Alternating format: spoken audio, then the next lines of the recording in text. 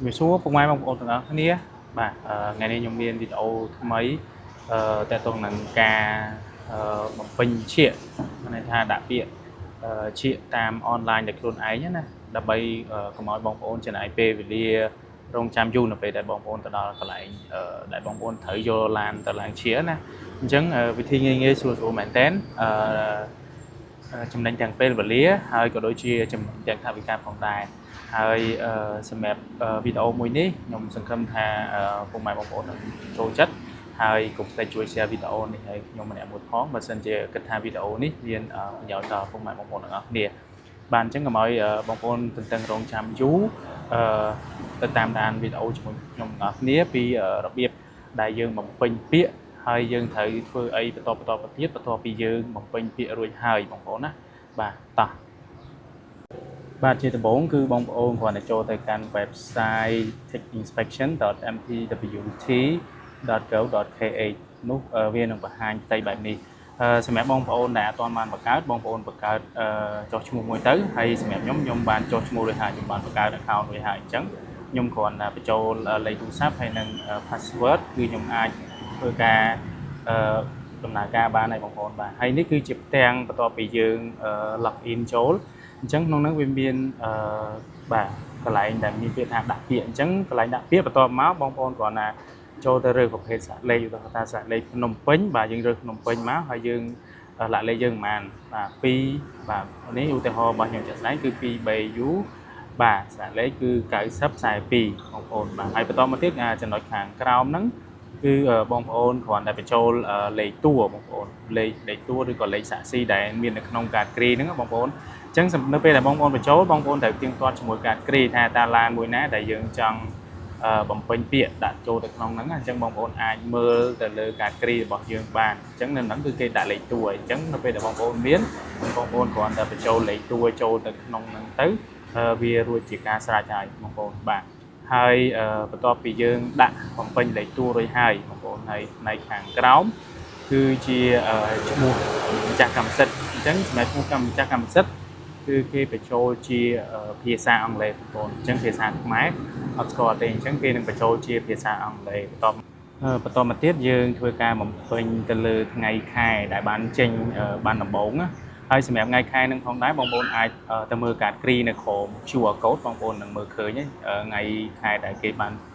ធ្វើកាតគ្រីហ្នឹងបងប្អូនបាទហើយបន្ទាប់ពីយើងបំពេញហើយយើងគ្រាន់តែចុចទៅលើពាក្យថាទៀងទាត់បាទអញ្ចឹងរឿងយើងរងចាំមួយផ្លែទៅគឺវានឹងលោតទាំងបង្ហាញមួយទៀតនៅខាងក្រោមបងប្អូនគាត់ scroll ចុះខាងក្រោមមកវានឹងបង្ហាញព័ត៌មានឲ្យបងប្អូនឃើញបាទដូចជាព័ត៌មានឈ្មោះលេខទូរស័ព្ទអាស័យដ្ឋានថ្ងៃចេញប័ណ្ណហើយនឹងក៏ដូចជាប្រភេទស្លាកលេខផងដែរបងប្អូនហើយនៅខាងក្រោមគឺនិយាយអំពីព័ត៌មានយានជំនិះបាទមានប្រភេទCamry បាទ hybrid អីហ្នឹងហើយស្លាកលេខអីហ្នឹងបងប្អូនហើយអានេះដោយសារឡាននេះគឺផុតសុពលភាពជាក់ស្ដែងអញ្ចឹងក៏វាបង្ហាញអាហ្នឹងដែរបាទសម្រាប់យឺតជាក់ស្ដែងគឺ57ថ្ងៃប៉ុន្តែគ្រាន់តែគេពិន័យតែ27ថ្ងៃទេបងប្អូនអញ្ចឹងសរុបប្រាក់គេពិន័យគឺ13500រៀលបងប្អូនអញ្ចឹងបន្ទាប់ពីហ្នឹងហើយយើងគ្រាន់តែបញ្ចូលអានេះកន្លែងនេះគឺយើងចូលបានពី1គេដាក់បានសម្គាល់យានជំនិះអញ្ចឹងសម្រាប់បានសម្គាល់យានជំនិះបងប្អូនអាចទៅយកនៅរូបភាពដែលយើងបានថតហើយ save ទុកបងប្អូនបាទអញ្ចឹងអានេះដោយសារខ្ញុំបាន save ទុកហើយខ្ញុំគ្រាន់តែចុច select វាមកគឺខ្ញុំអាច attach file ចូលក្នុងហ្នឹងហើយចំពោះកន្លែងឈៀកក៏យើងមិនបាច់ដាក់ក៏បានដែរយើងចុចវាបន្ទាប់មកហើយសម្រាប់ឡានបងប្អូននៅពេលដែលយើងបំពេញទៅគឺវានឹងលោតចំនួនទឹកប្រាក់ដែលយើងត្រូវបង់ហើយឧទាហរណ៍តែប្រភេទឡាននេះរថយន្តទេសចរពី5ដល់9កៅអីមិនធ្វើអាជីវកម្មអញ្ចឹងគឺវានឹងលោតចំនួនទឹកលុយនៅហ្នឹងហើយបាទសម្រាប់ឡានខ្ញុំដែលខ្ញុំបំពេញនេះគឺអស់ចំនួន48000រៀលបងប្អូន48000រៀលអញ្ចឹងបន្ទាប់ពីយើងទៀងទាត់បាទទៀងទាត់នៅទឹកប្រាក់ដែលយើងត្រូវបង់ហើយយើង scroll ចុះមកក្រោមទៀតបងប្អូនអាហ្នឹងវាមានព័ត៌មានច្រើនមែនទែនអាហ្នឹងបាទមានទាំងធ្វើទុតិយតាវិញ្ញាបនបត្រត្រួតពិនិត្យចេញទេសថ្មីអីនៅហ្នឹងទាំងអស់បងប្អូនបាទហើយតាមប្រភេទឡានជាក់ស្ដែងបងប្អូនណាបាទហើយបន្តមកទៀតគឺយើងអាចរើសទីតាំងដែលយើងចង់ត្រួតពិនិត្យអញ្ចឹងទីតាំងណាដែលនៅជិតផ្ទះពុកម៉ែបងប្អូនទាំងអស់គ្នាបងប្អូនអាចធ្វើការ select យកទៅមួយណាក៏បានដែរមានចកាដូងមានរិស័យកែវបាទមាននឹងនិយាយទៅគ្រប់ខេត្តក្រុងតែម្ដងពុកម៉ែបងប្អូនបាទតែសេអនុសៀមរាបកញ្ចេះអីហ្នឹងអញ្ចឹងបងប្អូនអាចរើសយកមួយណាក៏បានដែរ ហើយសម្រាប់ខ្ញុំធ្វើនេះគឺខ្ញុំធ្វើនៅខាងភ្នំពេញបងប្អូននៅក្នុងភ្នំពេញអញ្ចឹងនៅម្ដុំផ្លូវហាណូយបាទអញ្ចឹងខ្ញុំកំពុងតែស្វែងរកកន្លែងហាណូយបងប្អូននេះបាទភ្នំពេញហាណូយសម្រាប់ដែរអញ្ចឹងយើងរើសទីតាំងដែលយើងចង់ទៅជាទៅបន្ទាប់មកយើងដាក់ថ្ងៃឧទាហរណ៍ថាយើងចង់ទៅថ្ងៃណាអញ្ចឹងទៅថ្ងៃខ្ញុំថ្ងៃ20អញ្ចឹងខ្ញុំដាក់ថ្ងៃ20ទៅបន្ទាប់មកខ្ញុំចុចលើពាក្យថាដាក់ពាក្យបាទអញ្ចឹងបន្ទាប់ពីលោតពាក្យដាក់ពាក្យគឺវានឹងលោតផ្ទាំងមួយទៀតបង្ហាញបាទបង្ហាញដើម្បីឲ្យយើងបញ្ជាក់ថាព័ត៌មានដែលយើងបានបញ្ចូលហ្នឹងគឺត្រឹមត្រូវរួចអស់ហើយនៅអញ្ចឹងនៅពេលដែលយើងត្រួតពិនិត្យមើលហើយវាត្រឹមត្រូវអស់ហើយបាទទាំងចំនួនទឹកលុយទាំងទីតាំងទាំងការបច្ឆេទទាំងព័ត៌មានឡានអីហ្នឹងបងប្អូនអាចចុចពាក្យបន្ទាប់មកគឺយល់ព្រមបងប្អូនបាទចុចពាក្យយល់ព្រមគឺវានឹងលោតទៅផ្ទាំងបង្ហាញមួយទៀតបាទអញ្ចឹងនៅកន្លែងនេះបាទកន្លែងនេះគឺវានឹងចេញជាវិក័យប័ត្របងប្អូននេះនៅពេលដែលខ្ញុំបំពេញហើយគឺយើងវានឹងលោតផ្ទៃបង្ហាញបែបនេះវិក័យប័ត្រនេះគឺយើងអាចមើលបានក្នុងនេះវាមានចំនួនទឹកប្រាក់ដែលយើងត្រូវបង់ឧទាហរណ៍ថាតម្លៃដែលខ្ញុំត្រូវធ្វើជាហ្នឹងគឺ48000រៀលហើយតម្លៃគេផាកពិន័យហ្នឹងគឺ13500រៀលអញ្ចឹងសរុបទាំងអស់ដែលខ្ញុំត្រូវបង់គឺ61500រៀលបាទហើយខាងក្រោមនេះគឺជាព័ត៌មានឡានដែលខ្ញុំបានបំពេញមុនហ្នឹងដែលខ្ញុំបង្ហាញជូនពុកម៉ែបងប្អូនទាំងអស់គ្នាបាទហើយបន្តមកទៀតបងប្អូនក៏ចុចលើពាក្យបន្ទាប់មកចុចលើពាក្យថាទាញយកបាទគឺទាញយកហ្នឹងគឺទាញយកវិក័យប័ត្រដែលយើងបានបំពេញមិញបងប្អូននេះបាទហើយនៅពេលដែលបងប្អូនទាញយកវិក័យប័ត្រហ្នឹងហើយគឺវានឹងបង្ហាញបាទក្នុងហ្នឹងវាមានលេខប្រតិបត្តិការមាន model មានអីព័ត៌មានដូចខ្ញុំបញ្ជាក់ខាងដើមអញ្ចឹងបងប្អូនគ្រាន់តែបង់លុយអញ្ចឹងបងប្អូនប្រើប្រាស់ធនាគារមួយណាបងប្អូនប្រើមួយហ្នឹងទៅបាទតែចំពោះខ្ញុំប្រើធនាគារ ABA អញ្ចឹង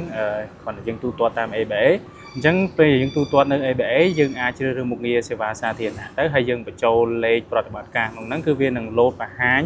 ចំនួនទឹកលុយដែលយើងត្រូវបង់សម្រាប់ការឈៀកបំពេញពាក្យឈៀកហើយនឹងសេវាចំនួនទឹកប្រាក់ដែលយើងត្រូវបង់ហ្នឹងហើយបងប្អូនអញ្ចឹងបន្ទាប់ពីហ្នឹងហើយបងប្អូនគ្រាន់តែធ្វើការ print នៅចំនួនទឹកប្រាក់ដែលបងប្អូនបានទូទាត់ទៅតាម ABA ហ្នឹងបងប្អូន print ចេញមកបាទហើយភ្ជាប់ជាមួយនឹងវិក័យប័ត្រដែលខ្ញុំបង្ហាញមុនហ្នឹងហើយមួយទៀតគឺបងប្អូនត្រូវតែ copy បាទ copy កាតគ្រីបាទ copy កាតគ្រីហើយភ្ជាប់ជាមួយនឹងស្លឹកឈៀកចាស់បាទស្លឹកឈៀកចាស់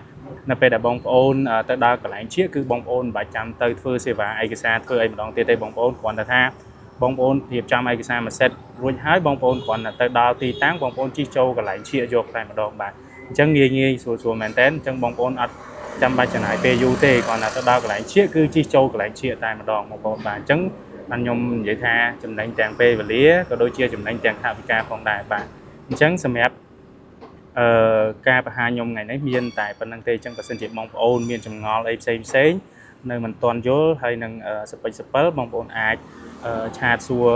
ឬក៏ comment សួរនៅក្រោមវីដេអូនេះបានផងដែរបងប្អូនណាហើយខ្ញុំរីករាយនឹងធ្វើការឆ្លើយតបជូនពុកម៉ែបងប្អូនទាំងអស់គ្នាបើសិនជាមានចម្ងល់ណាមួយដែលខ្ញុំអាចបកស្រាយបានខ្ញុំនឹងបង្ហាញជូនពុកម៉ែបងប្អូនទាំងអស់គ្នាតែម្ដងបាទអញ្ចឹងបងកុំភ្លេចជួយ share វីដេអូនេះផងបងប្អូនទាំងអស់គ្នាបើសិនជាបងប្អូនគិតថាវីដេអូរបស់ខ្ញុំនេះមានប្រយោជន៍ដល់បងប្អូនទាំងអស់គ្នាបាទអរគុណច្រើនជួបគ្នាវីដេអូក្រោយទៀតបាទ